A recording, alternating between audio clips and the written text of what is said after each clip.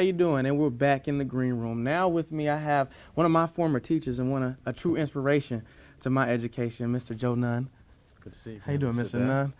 He is the director of the Clean Slate Project. Now, can you tell us a little bit about the Clean Slate? Sure. Project Clean Slate is a program that was administered, and it was an idea of Roy J's, and he's the president of the African American Chamber of Commerce, as you know.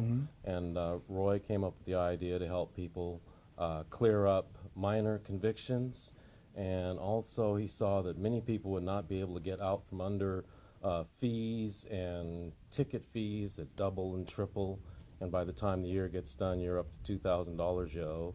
And if you don't have a job paying a living wage, there's no way you can pay that back.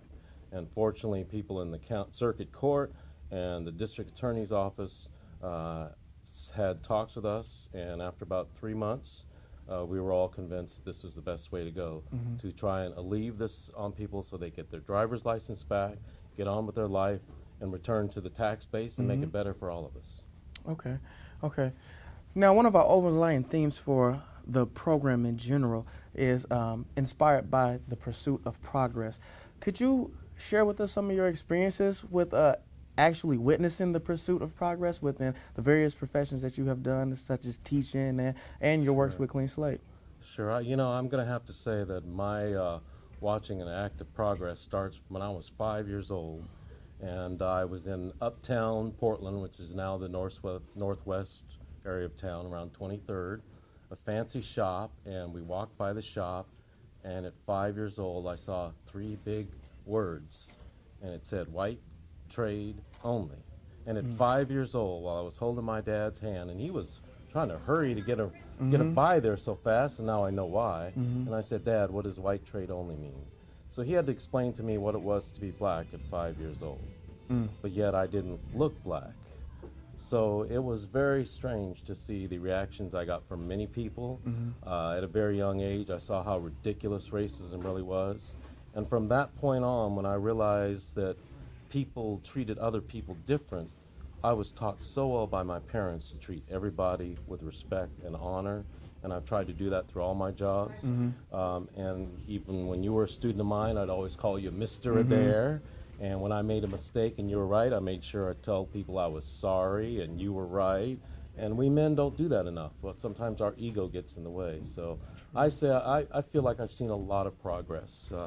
If my father was alive, there was no way the police department and the circuit court and the county would get together to do a program to help everybody, but it does help the black population as well. But 60% of the people that we help in Project Clean Slate are not African American. Okay. Okay. Now, in the wake of this inauguration, what does it really? You gave that story, you know, and it's, you know, I'm sure it will stay with you for the rest of your days. What does it mean to you that we are now about to inaugurate a black president as the 44th president of the United States? Well, it shows that we have come a long way, very long way. When we think of well, when I think of being a young kid and knowing that most of my black history I learned was from my parents, because there was no book in Portland to see anything about African Americans except for entertainers and sports stars. And I suppose that's why my family wanted me to, they always told me, you're not going to be an athlete, you're going to be educated. And I see the promise in that, and I understand it now. And I'm really glad they motivated me and stayed behind me and had to kick my rear end when it was appropriate to get busy and get motivated again. But what I've seen in Portland in particular is something that I also noticed in New York, and that's that people now after 9/11, that people are getting to know each other much better, that there's groups of people who are different groups of friends of all different races that you didn't see 10, 15 years ago.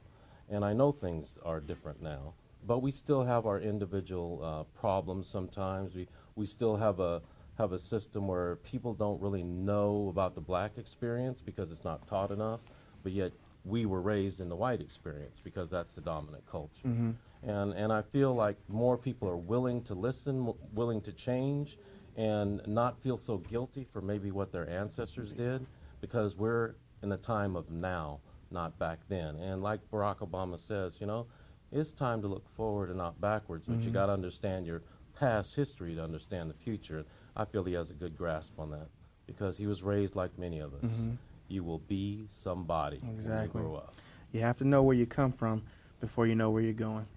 Well, I want to thank you again, Mr. Nunn. It's always Sure. a pleasure Thank you. to thank see you, one of brother. my inspirations, truly. Thank you, Mr. Nunn. Yeah, it's good to All see you. right. Now you graduated from college. I have now, graduated from college. Huh? Boy, You he's as well. on his way. All right, thank you. All right, thank you.